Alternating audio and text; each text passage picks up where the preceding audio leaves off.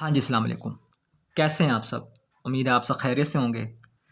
इस तरह के आज हम इनऑर्गेनिक केमिस्ट्री में नाइट्रिक एसिड की मैन्युफैक्चरिंग को समझने की कोशिश करेंगे। ठीक है? देखें, नाइट्रिक एसिड का जो केमिकल फार्मूला होता है वो क्या होता है? HNO3। और नाइट्रिक एसिड को हम क्या कहते हैं? मिनरल एसिड कहते हैं। जिस तरह सल्फ्यूरिक एसिड और हाइड्रोक्लोरिक एसिड क्या कहलाते हैं? मिनरल एसिड कहलाते हैं। इसी तरीके से नाइट्रिक एसिड भी क्या कहलाता है? मिनरल एसिड कहलाता है। और मैं आपको यहाँ पर एक और बात बताता चलूँ। देखें, नाइट्रिक एसिड की अगर आप मैन्युफैक्चरिंग देखें तो मुख्तलिफ़ क्लासेस में इसका मुख्तलिफ़ लेवल है। जो इंजीनियरिंग का लेवल है उसमें इसको बड़े ही डिटेल से समझाया जाता है। जो आपका लेवल है, आपने अपने लेवल की हद तक रहकर इसको समझने की कोशिश करनी है। और यहाँ पर आपके लेवल की हद तक इसने आपको, आपकी बुक वाले ने आपको समझाने की कोशिश की हुई है। तो देखें, नाइट्रिक एसिड को बनाने के दो तरीके हैं। एक है बिकलैंड आइड प्रोसेस और दूसरा है ऑस्टवर्ल्ड प्रोसेस। क्लियर हो गया? एक हमारे पास क्या है? बिकलैंड आइड प्रोसेस और दूसरा क्या है? ऑस्टवर्ल्ड प्रोसेस। तो सबसे पहले हम बिकलैंड आइड प्रोसेस को समझने की कोशिश करते हैं और इसमें देखते हैं कि आया किन स्टेप्स के थ्रू हम गुजर कर नाइट्रिक एसिड की मैन्युफैक्चरिंग कर सकते हैं। तो इसमें कह रहा है कि हमने हवा से नाइट्रोजन लेनी है, ऑक्सीजन लेनी है और इसको आपस में मिलाना है और क्या बना देना है? नाइट्रिक ऑक्साइड बना देना है। होगा क्या? ये हमारे पास एक इलेक्ट्रिक फर्नेस है। यहाँ पर फिल्टर्ड नाइट्रोजन आएगी और फिल्टर्ड ही ऑक्सीजन आएगी। फिल्टर्ड नाइट्रोजन और फिल्टर्ड ऑक्सीजन आएंगी, ये इस इलेक्ट्रिक फर्नेस में आपस में मिलेंगी। कितने टेम्परेचर पे मिलेंगी? 3000 डिग्री सी के टेम्परेचर तक आपस में मिलेंगी। ठीक है? और क्या बना देगी?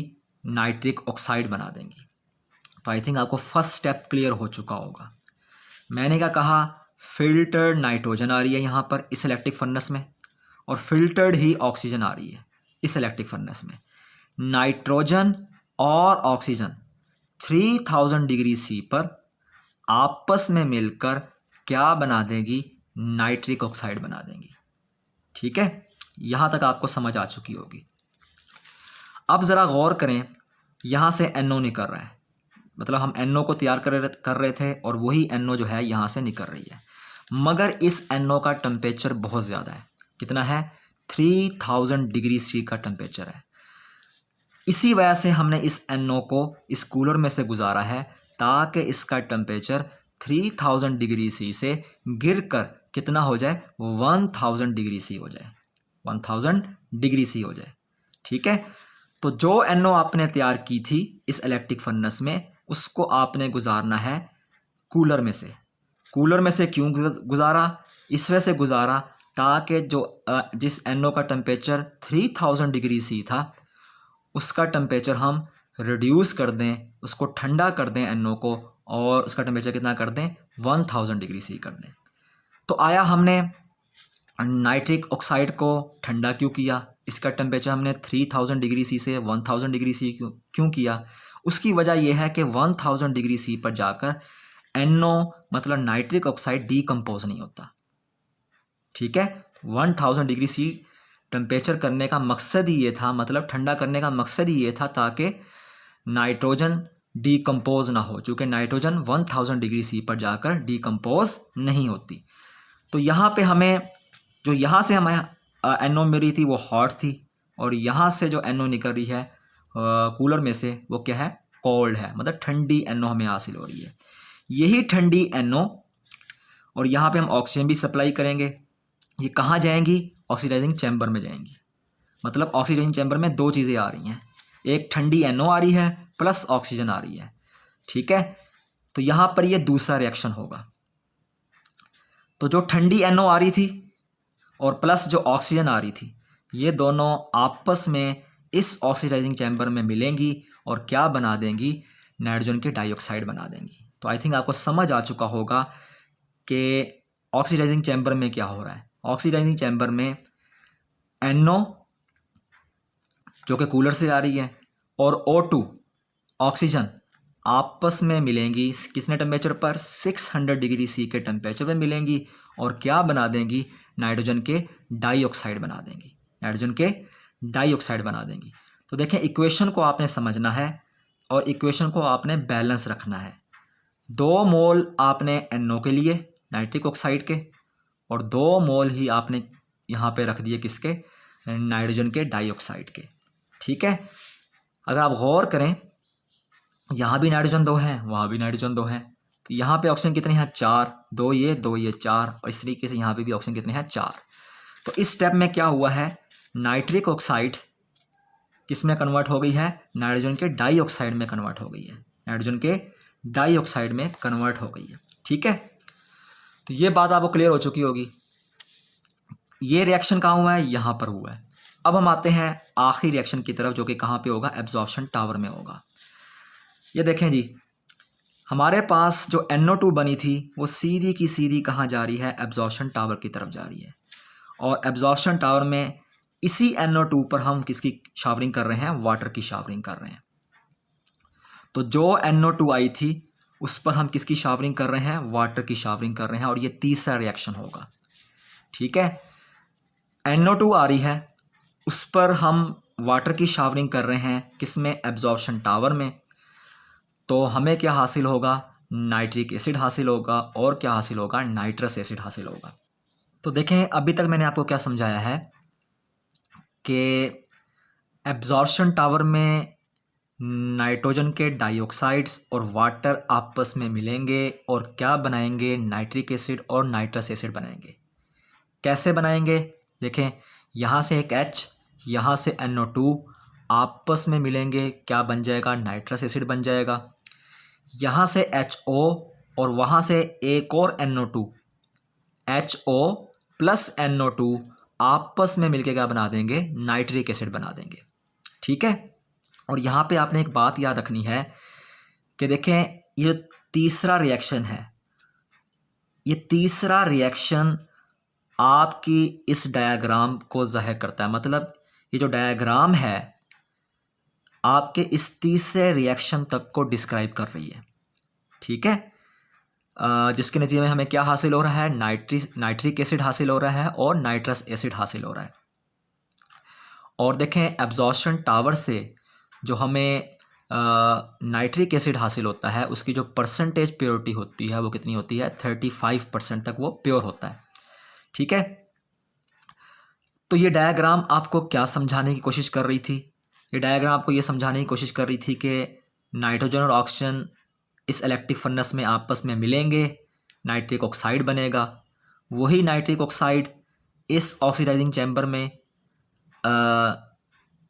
किसके साथ मिलेगा, ऑक्सीजन के साथ मिलेगा और क्या बना देगा, नाइट्रोजन के डाइऑक्साइड बना देगा। ठीक है, और यही नाइट्रोजन के डाइऑक्साइड एब्जॉर्प्शन टावर में वाटर के साथ मिलेंगे, क्या बना देंगे, नाइट्रिक एसिड हासिल होगा और हमें क्या हासिल होगा, नाइट्रिक एसिड, मतलब हमें नाइट्रिक एसिड और नाइट्रस एसिड हासिल होगा।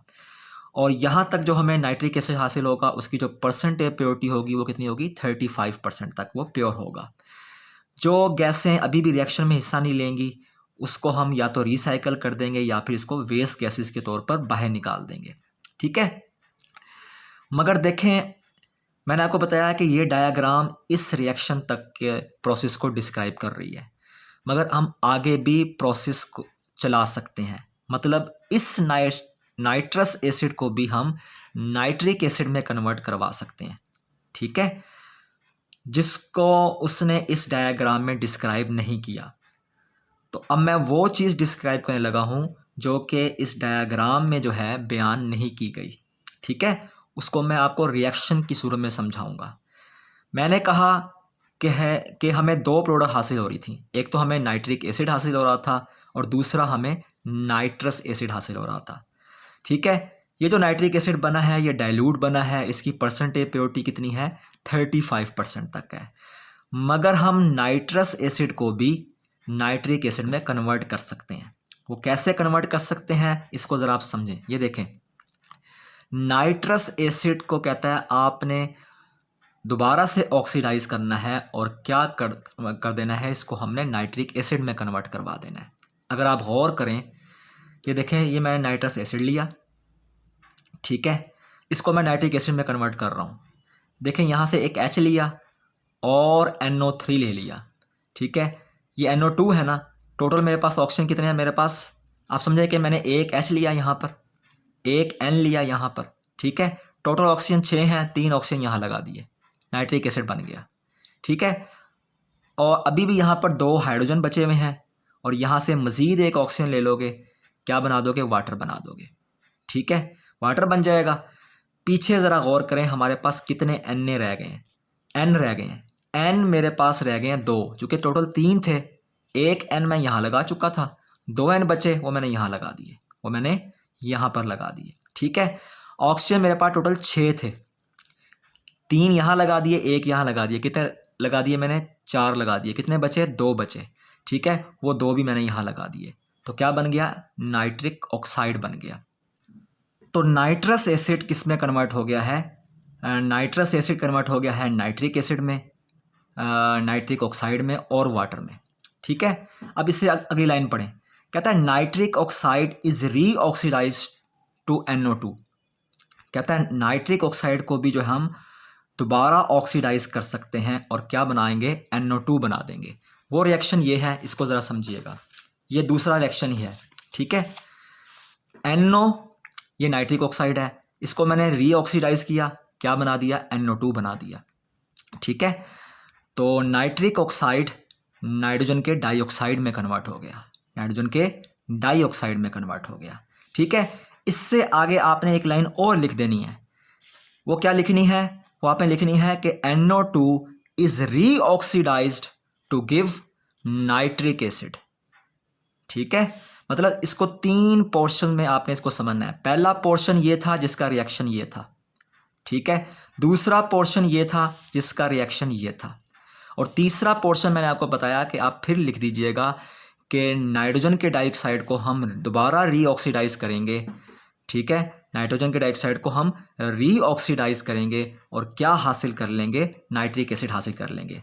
तो जो तीसरा पॉइंट मैंने आपको बताया जो आपने लिखना है, उसका रिएक्शन ये है, नाइट्रोजन के डाइऑक्साइड जो हैं हमारे पास, ये ऑक्सीजन के साथ मिलेंगे, किसके साथ मिलेंगे, ऑक्सीजन के साथ मिलेंगे प्लस वाटर के साथ मिलेंगे। मैंने 2 ही मोल इसके लिए, 2 ही वाटर के लिए है, फिलहाल ऑक्सीजन का मैंने 1 मोल लिया है, ठीक है। मैंने अभी मुझे नहीं पता कि ये इक्वेशन बैलेंस है या नहीं बैलेंस, ठीक है। इसको बैलेंस करने के लिए अब हम क्या काम करते हैं, पहले रिएक्शन को समझ लेते हैं। देखिए मैंने क्या काम किया, नाइट्रोजन के डाइऑक्साइड को ऑक्सीजन प्लस वाटर के साथ मिलाया, 2 मोल इसके लिए, फ़िलहाल 1 मोल इसका लिया और 2 मोल इसके लिए, इनको आपस में मिला के मैंने नाइट्रिक एसिड बना दिया, ठीक है। और नाइट्रिक एसिड कितना बन रहे हैं, 4 मोल बन रहे हैं।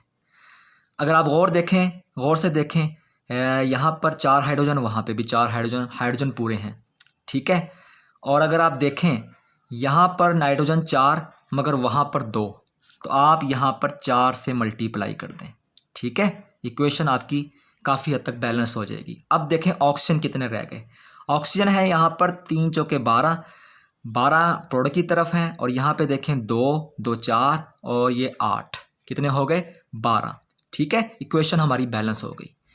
तो अगर आपको समझ आ रहा हो तो मैंने इस 4th पॉइंट को कैसे डिस्क्राइब किया है, मैंने ये कहा है कि हम नाइट्रस एसिड को भी क्या काम कर सकते हैं, नाइट्रिक एसिड में कन्वर्ट करवा सकते हैं, ठीक है।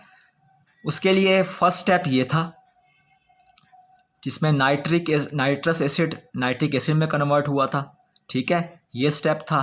फिर जो हमारे पास ये नाइट्रिक ऑक्साइड था, ये दूसरे स्टेप में नाइट्रोजन के डाइऑक्साइड में कन्वर्ट हुआ था। फिर मैंने आपको कहा तीसरे स्टेप में लिखें कि NO2 is रीऑक्सीडाइज्ड to give HNO3। तो NO2 की आप दोबारा से ऑक्सीडेशन करोगे और इसको किस में कन्वर्ट करा दोगे, HNO3 में कन्वर्ट करा दोगे। तो मकसद बताने का ये है कि हम HNO2 को भी HNO3 में कन्वर्ट करवा सकते हैं, ठीक है।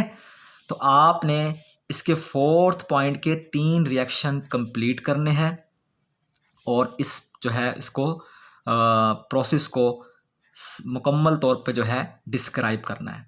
तो ये तो था हमारे पास बिकलैंड मेथड, मतलब बिकलैंड आइड प्रोसेस, जिसके थ्रू हमने नाइट्रिक एसिड की मैन्युफैक्चरिंग को समझने की कोशिश की। अब हम आते हैं ऑस्टवर्ड प्रोसेस की तरफ। ऑस्टवर्ड प्रोसेस में देखें सेम वही काम हो रहे हैं, मगर यहाँ पे जो हमारे पास रॉ मटेरियल है वो अमोनिया है, ना कि नाइट्रोजन और ऑक्सीजन।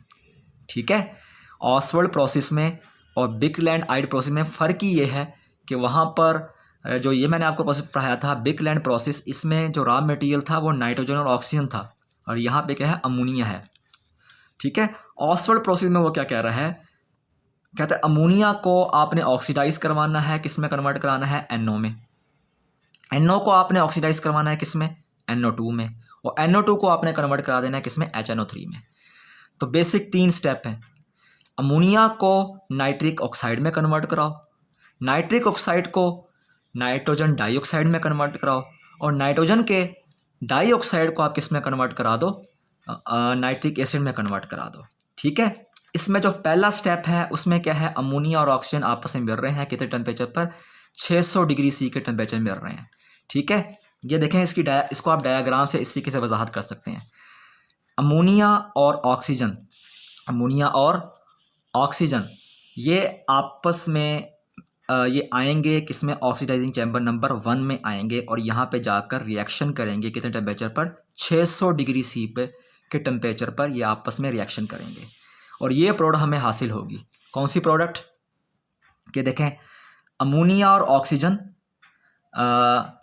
प्लाटिनम जाली वाले कैटलिस्ट की मौजूदगी में आपस में रिएक्शन करेंगी 600 डिग्री C पर, और क्या बना देंगे, नाइट्रिक ऑक्साइड बनाएंगे और वाटर बनाएंगे। इसके नतीजे में कुछ हीट भी रिलीज़ होती हमें नज़र आ रही है। तो देखें 4N, हमने 4 मोल इसके लिए, 5 मोल ऑक्सीजन के लिए, 4 मोल अमोनिया के और 5 मोल हमने ऑक्सीजन के लिए। तो देखें 4N और यहाँ से हम 4O ले लेते हैं। ठीक है, टोटल हमारे पास है O 10। तो 4N और 4O लेकर हमने क्या बना दिया, नाइट्रिक ऑक्साइड बना दिया। ठीक है, पीछे क्या बचा, देखें हाइड्रोजन मेरे पास 12 हैं और ऑक्सीजन मेरे पास अभी भी 6 बच रहे होंगे, तो मैं 6 पानी के मॉलिक्यूल बना दूंगा। ठीक है, तो पहला जो स्टेप था उसमें क्या था, अमोनिया ऑक्सीजन के साथ मिली, अमोनिया ऑक्सीजन के साथ मिली। ठीक है, और क्या बना दिया इसने, नाइट्रिक ऑक्साइड बना दिया, वाटर बना दिया, और कुछ हीट रिलीज़ हुई। यही जो नाइट्रिक ऑक्साइड है ये अगले ऑक्सीडाइजिंग चैम्बर में जाएगा, यही जो नाइट्रिक ऑक्साइड है ये अगले ऑक्सीडाइजिंग चैम्बर में जाएगा और वहाँ जाकर रिएक्शन करेगा। तो कहता है ये जो रिएक्शन जो मैंने पहला रिएक्शन कराया ना, ये एक्सोथर्मिक रिएक्शन होता है, और यहाँ पे तकरीबन 90% तक अमोनिया नाइट्रिक ऑक्साइड में कन्वर्ट हो जाती है। ठीक है, अब हम आते हैं दूसरे स्टेप में, जहाँ पर NO जो है ऑक्सीडाइजिंग चैम्बर नंबर 2 में जा रही है। वहाँ पे क्या होगा, वहाँ पे ये होगा कि NO O2 के साथ मिलकर क्या बना देगी, ये NO2 बना देगी। ठीक है, तो नाइट्रिक ऑक्साइड नाइट्रोजन के डाइऑक्साइड में कन्वर्ट हो जाएगा, नाइट्रिक ऑक्साइड नाइट्रोजन के डाइऑक्साइड में कन्वर्ट हो जाएगा। बिल्कुल वही रिएक्शन है जो मैं आपको यहाँ पर दूसरे स्टेप में करवा चुका हूँ। तो इसके दूसरे स्टेप का रिएक्शन और इसके दूसरे स्टेप का रिएक्शन सेम है। ठीक है, तो दूसरे स्टेप में हमने क्या काम किया है, नाइट्रिक ऑक्साइड की ऑक्सीडेशन कराई है और नाइट्रिक ऑक्साइड को हमें नाइट्रोजन डाइऑक्साइड में कन्वर्ट करवा दिया है। तो ये बात आपको क्लियर हो चुकी होगी। ठीक है, हमें क्या हासिल हो गया, नाइट्रोजन के डाइऑक्साइड। तो इस प्रोसेस का भी जो तीसरा स्टेप है, तीसरा स्टेप बिल्कुल जो मैंने आपको पिछला प्रोसेस पढ़ाया है उसके तीसरे स्टेप से मिलता जुलता है। वहाँ पे क्या था, वहाँ पे भी यही कुछ था, कुछ इसी तरीके का था कि नाइट्रोजन के डाइऑक्साइड वाटर के साथ मिलेंगे एब्जॉर्बर में। ठीक है, नाइट्रोजन के डाइऑक्साइड आ रहे हैं, आप एब्जॉर्प्शन टाइम में क्या काम करेंगे, वाटर की शावरिंग करेंगे। तो नाइट्रोजन के डाइऑक्साइड वाटर के साथ मिलेंगे और क्या बना देंगे, ये बना देंगे नाइट्रिक एसिड। क्या बना देंगे, नाइट्रिक एसिड। ज़रा गौर करें, यहाँ से 2 H लिए, यहाँ से 2 N लिए, यहाँ से 2 H लिए, यहाँ से 2 N लिए, और टोटल ऑक्सीजन हमारे पास कितने हैं, यहाँ पर टोटल हमारे पास ऑक्सीजन है, यहाँ पर टोटल ऑक्सीजन हमारे पास यहाँ पे हैं 4। तो इस इक्वेशन को थोड़ा सा बैलेंस करने की ज़रूरत है। अगर मैं इसको ऐसे लिख दूँ तो मेरे ख्याल से ये रिएक्शन काफ़ी हद तक हमारा कंप्लीट हो जाएगा। देखिए मैंने 3NO2 लिखा है। 3NO2 लिखने से क्या हुआ कि देखें सबसे पहले तो मैं नाइट्रिक एसिड बनाया। नाइट्रिक एसिड कैसे बनाया, यहाँ से 2 H लिए और यहाँ से 2 N ले लिए। 3 N थे, 2 N ले लिए, ठीक है। 2 H 2 N और यहाँ पे टोटल ऑक्सीजन कितने थे, 6 थे, तो मैंने देखें 6 ही ऑक्सीजन यहाँ पे ले लिया। मेरे पास नाइट्रिक एसिड बन गया है, नाइट्रिक एसिड बन गया है, ठीक है। पीछे क्या बच रहा है, 1 N बच रहा है और 1 O बच रहा है। 1 N और 1 O आपस में मिलके क्या बना देंगे, NO बना देंगे। क्या बना देंगे, NO बना देंगे। तो तकरीबन ये उससे मिलता जुलता था, लेकिन वहाँ पे हमें क्या क्या हासिल हो रहा था, पिछले प्रोसेस में हमें नाइट्रिक एसिड और नाइट्रस एसिड हासिल हो रहा था थर्ड स्टेप में, और यहाँ पे हमें थर्ड स्टेप में क्या हासिल हो रहा है, नाइट्रिक एसिड और नाइट्रिक ऑक्साइड दोबारा हासिल हो रहा है, ठीक है। तो कहता है आपने इसी नाइट्रिक एसिड को कहाँ ले जाना है, डिस्टिलेशन टावर में ले जाना है। डिस्टिलेशन टावर में क्या होता है, बॉइलिंग पॉइंट के बुनियाद पर अलहदगी हो जाती है, ओजोन की मौजूदगी में डिस्टिलेशन होगी और क्या होगा, HNO3 और NO एक दूसरे से अलग हो जाएंगे। HNO3 और NO एक दूसरे से अलग हो जाएंगे, चूँकि NO का बॉइलिंग पॉइंट कम होता है, वो ऊपर से निकल जाएगी, और नाइट्रिक एसिड का बॉइलिंग पॉइंट ज़्यादा होता है और वो क्या होगी, नीचे से निकल जाएगी। तो आई थिंक आपको समझ आ चुका होगा कि ऑक्सफोर्ड प्रोसेस में क्या प्रोसेस होता है। अमोनिया आती है, ऑक्सीजन के साथ मिलती है ऑक्सीडाइजिंग चैम्बर नंबर 1 में, और हमें क्या हासिल होता है, नाइट्रिक ऑक्साइड हासिल होता है, वाटर हासिल होता है, कुछ हीट रिलीज होती है, ठीक है। तकरीबन 90% तक अमोनिया यहाँ पर रिएक्शन में हिस्सा ले लेती है। यही जो नाइट्रिक ऑक्साइड यहाँ बनता है वो जाता है कहाँ पर, ऑक्सीडाइजिंग चैम्बर नंबर 2 में जाता है, वहाँ पर जाकर ये ऑक्सीजन के साथ रिएक्शन करता है, ठीक है। ये दूसरा रिएक्शन होता है। तो नाइट्रिक ऑक्साइड ऑक्सीजन के साथ मिलता है और क्या बनाता है, नाइट्रोजन के डाइऑक्साइड बनाता है। इसके नतीजे में भी जो है हीट रिलीज होती है, ठीक है। यही नाइट्रोजन के डाइऑक्साइड एब्जॉर्प्शन टावर में जाते हैं।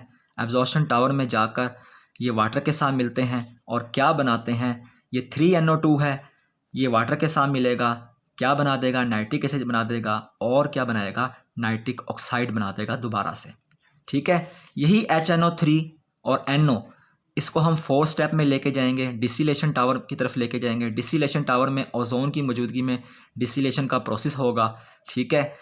यहाँ पर HNO3 NO से अलग हो जाएगा। NO का चूँकि बॉइलिंग पॉइंट कम होता है, तो बॉइलिंग पॉइंट की बुनियाद पर हम अलहदगी करेंगे, NO को ऊपर से निकाल लेंगे और HNO3 को हम नीचे से निकाल लेंगे, ठीक है। और जो है हमें नाइट्रिक एसिड हासिल हो जाएगा। इस प्रोसेस में आपने याद रखना है कि इस प्रोसेस के थ्रू जो हमें नाइट्रिक एसिड हासिल होता है, उसकी जो परसेंटेज प्योरिटी होती है वो कितनी होती है, 50 से लेकर 56% तक प्योर होता है। तो ये दोनों मेथड थे। इन दोनों मेथड में 4 स्टेप्स थे, और 4 स्टेप्स के थ्रू मैंने जो है आपको नाइट्रिक एसिड की मैन्युफैक्चरिंग को समझाने की कोशिश की है। तो फिर भी कोई क्वेश्चन होगा तो आप मुझसे कमेंट बॉक्स में पूछ सकते हैं। बहुत बहुत शुक्रिया आपका।